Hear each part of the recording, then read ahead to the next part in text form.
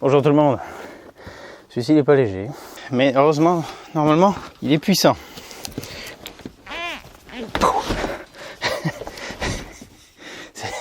C'est le vélo qu'il vaut mieux être à deux à monter si on habite en appart, parce que il est un petit peu lourd. Alors aujourd'hui, on va faire le montage, comme vous l'avez vu dans le titre, du Lankelesi MG600 plus ou Pro plus, je crois. Ah, je sais plus. Et ce modèle m'intéresse pas mal parce que je vais pouvoir le comparer avec un autre que j'ai qui me semble être similaire, à savoir un fat bike en 26 pouces avec suspension uniquement à l'avant, donc arrière rigide. Et voilà, ça va m'intéresser de comparer les deux. Donc vidéo exclusivement dédiée au montage pour ceux qui voudraient acquérir ce vélo et qui auraient besoin de peut-être voir comment ça va se passer.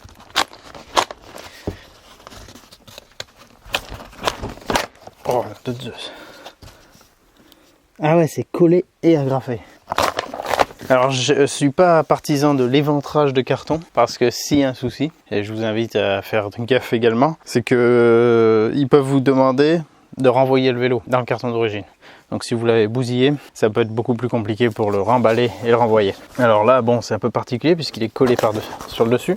Donc là, ça va être un peu chaud. Puis on espère ne pas avoir de soucis. Bon.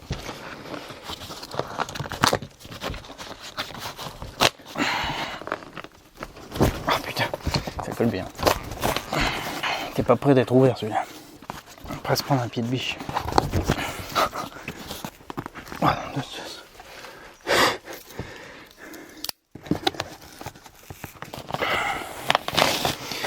Puis-je avoir la recette de cette colle? Elle est vraiment performante.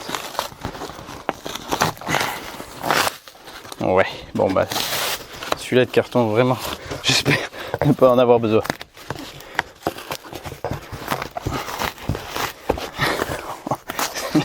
La boucherie. Voilà. Première fois que je galère autant à cette étape. Ensuite, bon, deux petites mousses qui étaient sur le dessus. Puis en gros, ça se présente comme ça. Alors déjà, il y a un porte-bagages. Je confonds toujours porte-bagages et garde-boue. Enfin non, je confonds pas, mais je mélange les mots. Putain, lui, il est solide. Alors, une grosse selle protégée là. Une roue, est-ce qu'on peut la sortir ou est-ce qu'elle est attachée avec tout le reste? Je crains qu'elle soit attachée avec tout le reste. Voilà, ok. Donc là, avec ce montage, si on est grand et costaud, on essaie de le sortir par le haut. Mais si on est petit et pas costaud, on va devoir le faire glisser par le côté. Ah, le garde-boue. N'empêche, je recommence, le garde-boue. Porte-bagages, ça a l'air d'être du costaud. On peut peut-être le prendre par là d'ailleurs. Il y a deux mousses qui peuvent me gêner. Et est-ce que j'arrive à faire mon costaud? Je vais tenter. Avec le risque de me ridiculiser. Ah oui, mais c'est pas le tout de faire son costaud. Si on n'est pas grand, on peut pas y arriver. Voilà. Hop. Une boîte d'accessoires. Ouais, franchement, porte-bagages, nickel. Pour soulever l'arrière. Donc voilà ce qu'on a quand on l'a sorti d'une pièce.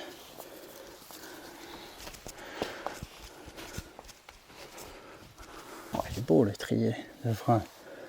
Oh la classe. Moteur Bafang. Combien? Enfin là il est tout en mode bridé pour la France, hein, donc 250 watts, alors que c'est un moteur de 1000 watts il me semble, et bridé à 25 km/h en assistance.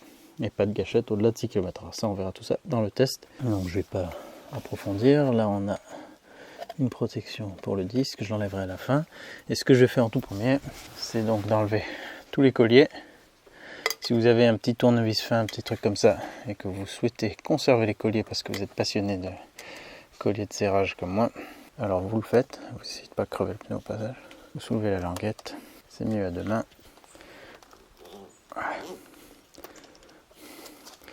Il faut le faire à deux mains, mais vous pouvez retirer les colliers comme ça et les réutiliser. Donc je vais enlever tous les colliers qu'il y a. Ici on a quoi? Un bout de tuyau d'arrosage pour protéger l'axe de pédale. Ouais, voilà, je vais enlever tous les colliers, toutes les mousses. Et puis on va faire l'assemblage. Mais il m'a l'air déjà, non, à peu près comme les autres. Hein. On va assembler donc le guidon, les pédales et la roue avant.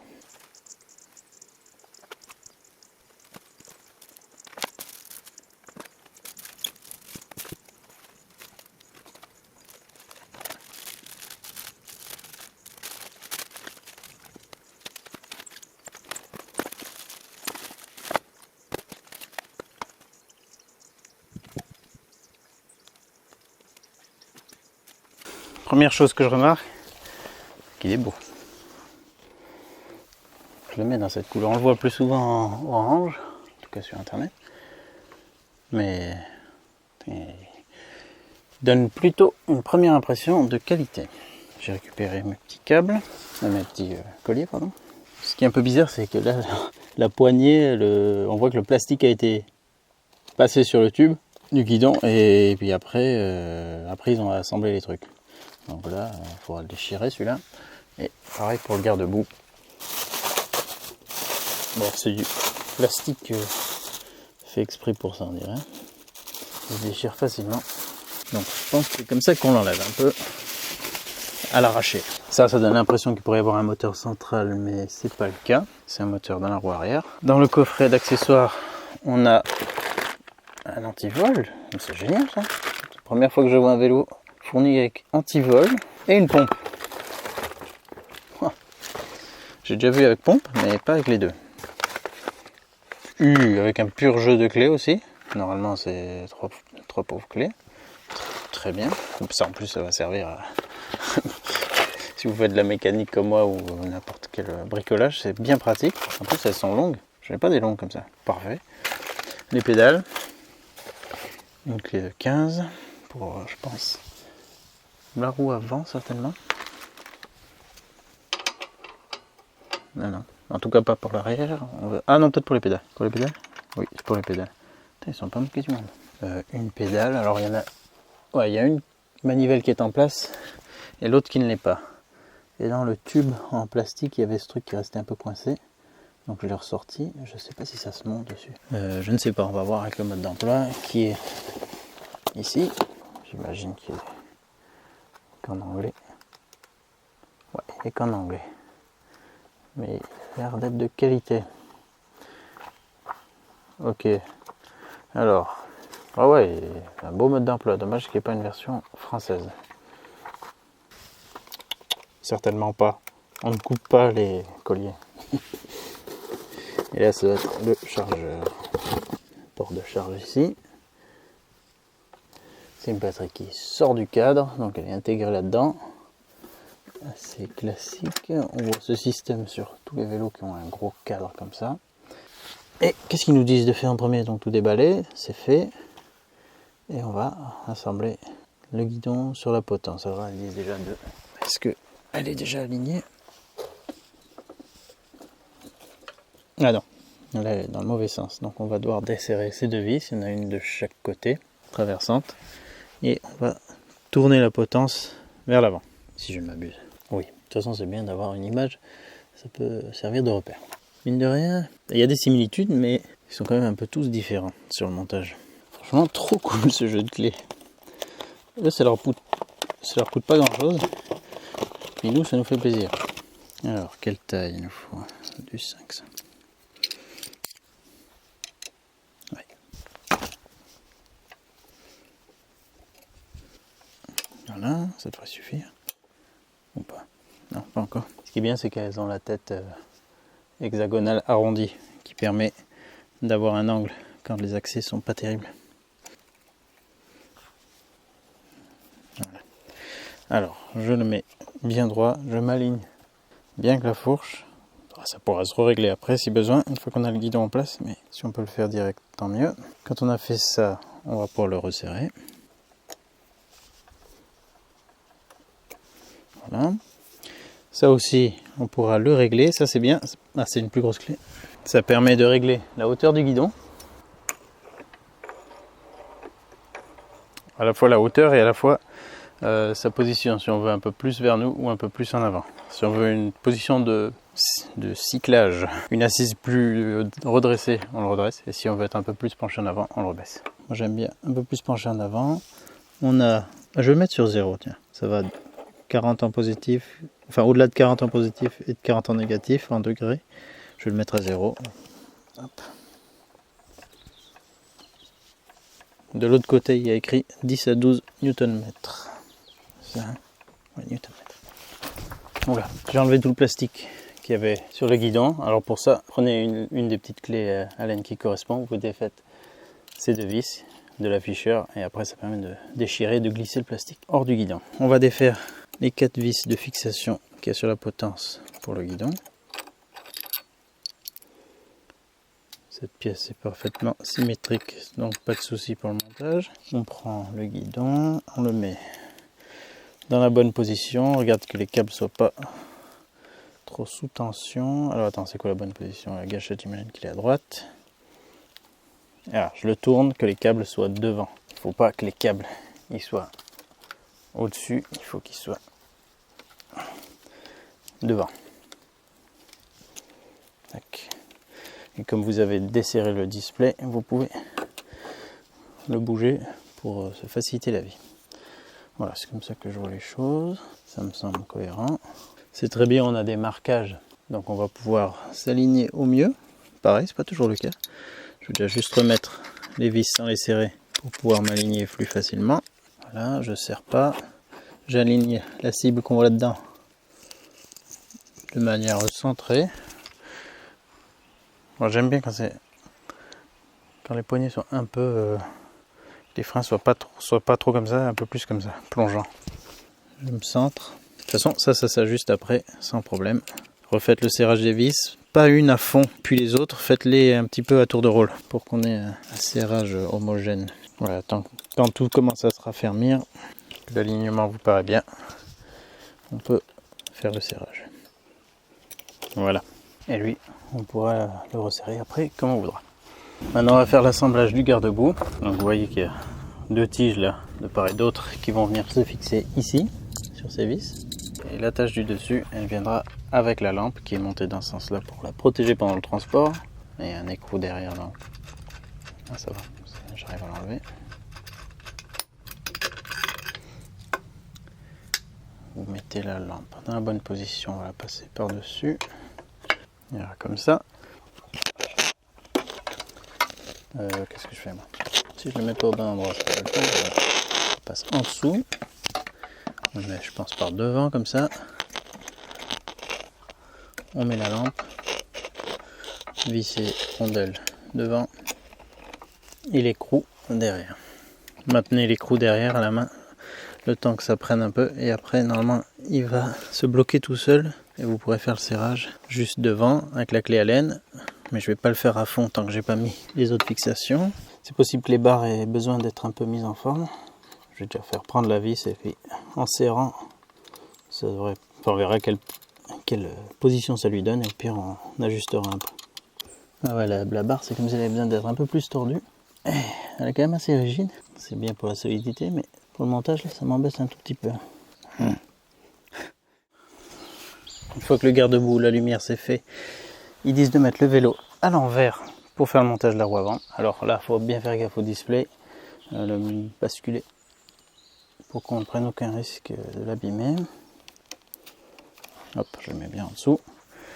Ça va me permettre de voir si c'est facile à basculer. Il y a les triers de frein aussi auxquels il faut faire gaffe. Ah, parce que c'est pas non plus très léger. Hein. Alors pour basculer, on fait comment? On couche, puis on le redresse. Pas de manière très élégante à faire de toute façon. Voilà.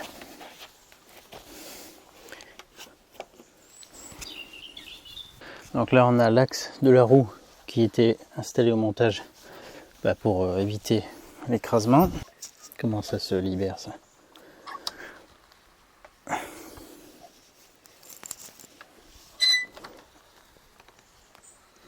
Ah donc attends. Qu'est-ce qu'ils me disent? Non, juste enlever la vis de montage. Bah ouais, mais je veux bien, mais... Ah, mais je suis con. Non, il faut... En fait, ça se... Je croyais que de l'autre côté, il fallait faire quelque chose, mais non. Ça se dévisse tout simplement que d'un côté. Voilà. Ça c'est l'axe de la roue. Et de l'autre côté, inséré dans la fourche, on a ça. Voilà. Et là, il y a deux mets plats. Donc de toute façon, on ne peut pas se gourer pour le montage. Ça se bloque tout seul. Donc lui, on le laisse de ce côté. On prend la roue, on enlève les protections qui sont normalement juste emboîtées. Où est-ce qu'ils sont vissés? On va essayer en dévissant pour voir. Sinon ça a l'air de casser. Ah ouais, non, même pas. C'était juste des tubes en plastique.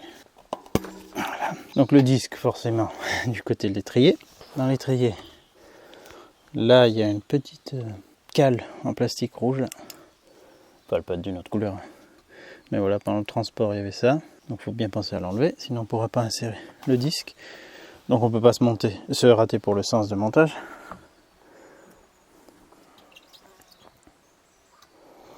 On glisse le disque comme ça. On passe l'axe au travers de la roue.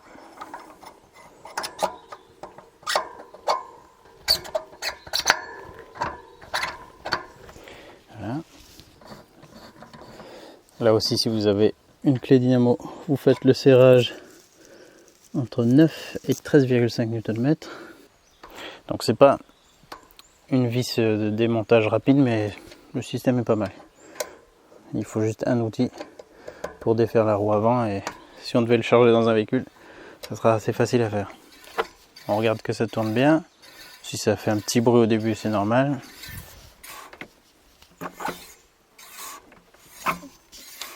Voilà. Regardez que le garde-boue ne touche pas. Si il y avait besoin, vous l'ajustez mieux avec la vis qui tient la lampe. Que les tiges là soient pas trop déformées, qu'elles ne viennent pas toucher le pneu. Voilà. S'il n'y a pas de bruit anormaux à part juste les plaquettes qui touchent un peu, on est bon. On peut vérifier un petit coup l'étrier. S'il n'y a pas de jeu, hop. C'est bon. Ils sont beaux hein, les étriers. Je sais pas s'ils sont bien, mais ils sont beaux. Maintenant on va monter la manivelle de gauche, parce que de droite elle est déjà montée. Je le laisse à l'envers pour le faire. Il y avait ce petit truc là, par-dessus. Je sais pas du tout si il faut le laisser. Ah si, il faut le laisser de l'autre côté, il y est. Ok, donc ça, on va le desserrer. On défait cette vis. On met la manivelle avec l'écriture vers l'extérieur. Et on la met. Alors si vous voulez tenter une expérience, vous la mettez dans le parallèle à l'autre. Voilà, comme ça, il faudra pédaler des deux jambes en même temps, ça va être un peu bizarre. Sinon vous pouvez faire un quart, non mais c'est quand même mieux de le mettre à l'opposé. Vous mettez à l'opposé, mais ça pourra se tenter. Hein.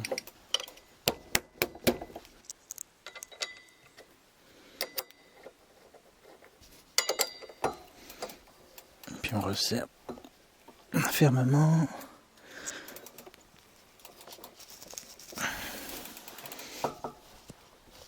Puis on remet le petit truc en plastique.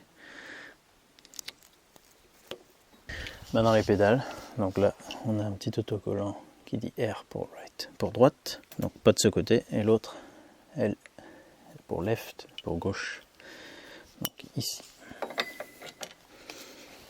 Ah oui, bah en plus ça dit dans quel sens visser, moi j'avais déjà dans l'autre sens. Et ensuite vous terminez le vissage, le serrage à la clé.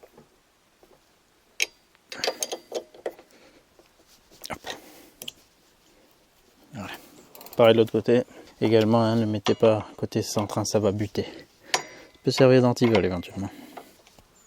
Voilà. On a fini. Hein?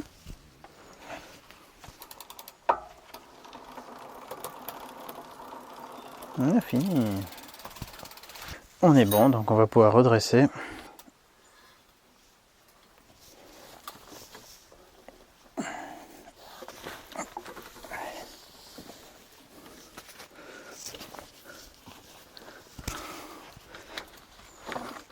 Ouais, alors, déjà je vois, on va avoir tendance à le prendre par la selle, mais le porte-bagages est vraiment parfait pour le soulever. Ça nous donnera plus de hauteur, enfin plus de levier, parce que si la selle est relevée, on va galérer. Le porte-bagages est nickel pour ça. Putain, Grosse bête, hein. Il a une bonne gueule. J'aime bien les fat bikes, mais les premières fois, ça peut être intimidant. Ah, c'est quoi qui bouge? Ah oui, voilà, ça je l'ai pas resserré à fond, donc maintenant je vais le faire. Hop. C'est bon. L'écran, je le bascule à nouveau vers moi. L'écran, c'est un Ducaway. Parce que j'ai déjà remarqué qu'il y avait des Lankelesi qui ressemblaient comme deux gouttes d'eau. Enfin, des Ducaway plutôt comme deux gouttes d'eau au Lankelesi. C'est peut-être exactement la même usine. À confirmer. Bon, alors ça, je vais l'aligner dans une position qui me convient. Mais de toute façon, je vais pas le serrer à fond parce que j'aime bien pouvoir ajuster l'inclinaison. Des fois, on a un reflet ou quoi, on le pivote et puis ça va mieux. Il y a un truc que j'aimerais savoir de suite. Est-ce qu'il a une prise USB? Parce que c'est quelque chose dont j'ai besoin. Ah non, me dis pas qu'il n'y en a pas. Non, c'est là. Sinon, là-dessus... Ah, ça fonctionne direct, ça. Ah mince, attends. Que je dise pas de bêtises. Non, je ne vois pas de prise USB. Alors ça m'embête un peu pour moi parce que la batterie de ma caméra sport n'est plus très bonne et quand je fais les tests, eh ben, je me branche et au moins je me soucie pas de l'autonomie. Alors que là, je vais devoir faire autrement. Les clés sont ici, bien sûr, pour pouvoir enlever la batterie. Ici, c'est pour l'allumer. Voilà, ça allume direct. Wow, un beau display. En extérieur avec tous les reflets, c'est pas évident. Si j'allume l'éclairage, ça fait tamiser le display. Regardons d'ailleurs l'éclairage. Il fonctionne, ouais. On a grillé les yeux. On a aussi un éclairage arrière. Classe. Ça c'est très bien. Qui fait... Oh, le feu de stop aussi, trop classe. Yes. Il a fait 800 mètres. Donc avec I, comme d'hab, on navigue ici, là. Avec plus, on monte les niveaux d'assistance qui nous indique comme éteint, éco, normal, normal plus, sport, sport plus. Si on reste appuyé là-dessus, là, le petit symbole de pied, ça nous fait avancer l'assistance à la marche, mais il se recoupe pas immédiatement, donc là il m'a emporté. Putain, il a l'air puissant déjà, rien que ça il a l'air puissant. Et ça fait quoi ça?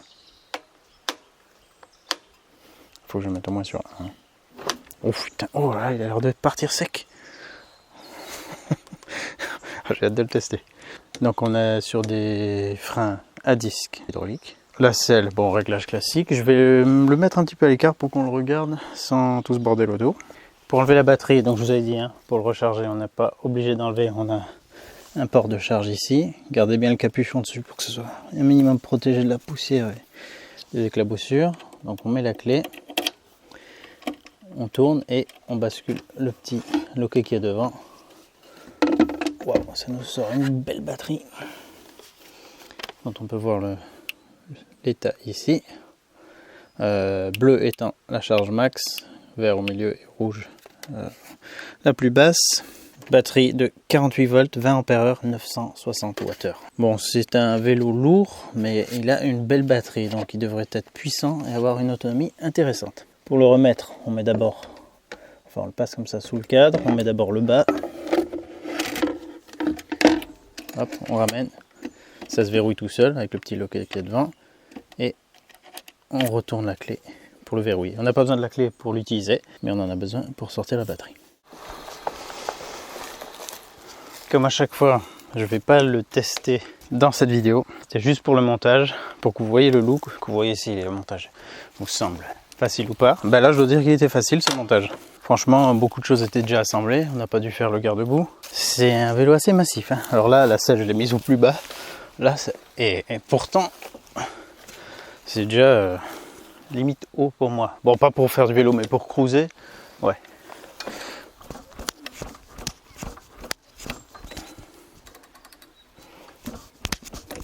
Suspension verrouillable ou avec différentes positions. Je pense qu'en noir il fait encore plus massif qu'en orange. On a ces petits accents orange qui sont assez sympas. Moi je mesure 1m71, ça vous donne une idée un peu de la taille. Alors ce qui est bien pour les petites tailles, pour même n'importe qui, c'est qu'il est step through. C'est pas mon look préféré, mais c'est vrai que c'est séduisant pour beaucoup de personnes parce que voilà, il n'y a pas besoin de passer toute la jambe au-dessus. Si on avait des petits soucis aux genoux, aux hanches, voilà, ou mal au dos, je ne sais quoi, voilà, l'enjambement est facile. Et puis on est sur un engin robuste qui fait pas non plus vélo de fille. Il y en a de plus en plus quand même, des versions comme ça. Je trouve franchement beau. Comme je vous dis, je préfère quand il y a une barre transversale. Mais il est beau, il est bien fait. Le garde-boue, ça fait... Vous voyez, j'ai un problème avec ça. Le porte-bagages, il est bien. Il y a de quoi attacher des sandaux là, des sangles. Bon là, il y a des soudures qui sont un peu dégueulasses, mais c'est pas grave. Il a un beau profil, c'est pas juste du tube. Les étriers en rouge, c'est sympa. Les pneus, je sais pas du tout ce qu'ils valent. Cette marque Shaoyang, j'ai testé avec d'autres vélos, mais en 20 pouces, j'ai pas eu de soucis de crevaison ou autre. Le pédalier est en métal, avec le plateau bien protégé. Bon là, faut pas riper non plus parce qu'on va se faire mal. Mais voilà, la chaîne, elle va pas nous toucher. Là, on a cette grosse pièce assez sympa. Les garde-boue sont fournis, le porte-bagages est fourni. On a 7 vitesses normalement, ouais, 7 vitesses. Poignée d'accélérateur. Toutes les commandes sont déportées de l'écran. Écran qui aura peut-être une meilleure lisibilité ici. Ouais, écran sympathique. Là, il me dit batterie au max, mais c'est pas le cas. Je vais la recharger bien sûr avant de faire le test. On a le feu arrière, feu avant. Ah, j'avais pas vu, la selle, elle a les petits amortisseurs. Voilà ce que ça vaut sur route et surtout sur piste. Donc le petit klaxon, ah oui, il est en dessous.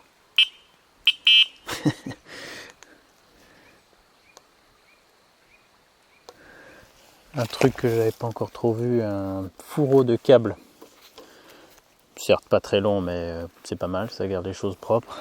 Ici avec 2 petits tortillons pour garder le reste aussi ensemble. Non, il est propre. Il est assez sobre, mais il en impose quoi. Hein. Franchement, c'est un beau fat bike. Hâte de le tester. Donc je vais le tester sur route de montagne. Bon, sur route. Montée et descente. Au moins j'ai des grosses côtes sur lesquelles le tester.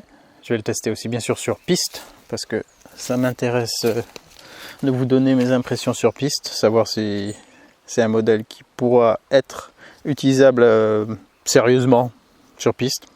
C'est-à-dire que pas qu'on soit en galère, en mode je regrette, je suis vraiment obligé de passer là, mais sinon je le ferai pas. Ou si il faudrait mieux s'orienter sur un modèle suspendu. Putain, là, on pourrait même trimballer quelqu'un tellement il est beau et large. Les poignées, c'est connu, on voit déjà ça sur pas mal de modèles. Non, il m'inspire pas mal. Possibilité de régler le guidon sur la potence. Donc on va pouvoir avoir une position à notre guise. Donc vous avez vu, montage quand même facile.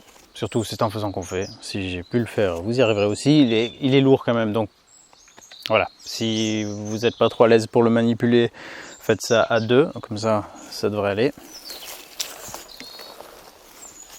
Je suis vraiment impatient de le tester. Alors il est déjà super bien fourni, ça fait plaisir de recevoir des outils sérieux qu'on va pouvoir utiliser pour autre chose. Je rappelle, je le dis à chaque fois, lorsque vous allez faire vos premiers tours de roue, prenez tous les outils avec, parce que c'est pas rare d'avoir un petit réglage à refaire ou pire, quelque chose qui était pas assez serré, peut-être même déjà d'usine. Donc prenez les outils avec, comme ça au moins lors de votre premier trajet, s'il y a des réglages à faire, des resserrages, vous pouvez les faire. Il est fourni avec une pompe. C'est super, une petite pompe toute simple, mais on n'a pas besoin de plus. Fourni avec un cadenas, c'est parfait, j'en ai qu'un, donc ça m'a arrangé d'en avoir un deuxième. J'en ai qu'un qui est pris, je veux dire. La notice est tout en anglais, mais elle est très belle avec des belles illustrations, donc ça va le faire. Et je vous ai montré ce qu'il y avait à savoir, hein, à peu près. Après, il y a les détails sur l'entretien, les couples de serrage et tout. Il est super bien équipé, éclairage avant-arrière, garde-boue avant-arrière, gros porte-bagages, bel écran. Franchement, pas grand-chose à redire. Maintenant, je vous donne rendez-vous pour le test. Et là, on verra exactement... Enfin, Je vous donnerai exactement mon avis, les points positifs, les points négatifs, et à la fin, je vous donnerai mes conseils sur son utilisation optimale, dans quelles conditions il excelle, et peut-être dans quelles conditions il est plus limité. Allez, à très bientôt, au revoir. Bon, j'ai quand même le droit de pédaler pour le ramener. Allez, à très bientôt, ciao ciao.